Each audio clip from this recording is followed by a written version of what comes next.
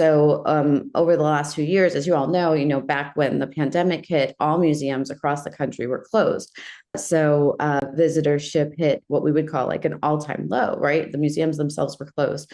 One opportunity, though, that provided itself was I think museums really started to think very deeply about what their role was in their community and how they could serve their community, even beyond the art on our walls. And so there were a lot of different mutual aid and community engagement initiatives that started to happen where the museums could serve as a center for community, for gathering, for service in all sorts of ways. So when the museum opened again after the pandemic, I think that really gave us a new opportunity to open again and differently. And so, one thing that we've made a commitment to is being free admission, something that I think was really at the heart of the August and Anna Heckscher when they started the museum over 100 years ago. But of course, the financial realities of a nonprofit had made it such that the museum had needed to charge admission or ask for suggested donations through the years. And we felt like it was really important to be explicitly free admission. And also, as we looked at the demographics of our community,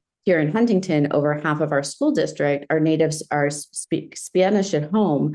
And so we also thought it was really important to go completely bilingual so that any child, any family member who came to the park would see English and Spanish on the outside of our building, on the inside of our building. Every single piece of text was saying, bienvenido, like welcome, this is your museum too. And we have seen our attendance figures not just rebound from where they were at their peak before the pandemic, but we've doubled our visitorship as a result of that. And I really think that that's critical for us. It's critical to see that more people in the community are utilizing the museum or attending the museum, thinking of the museum as their space.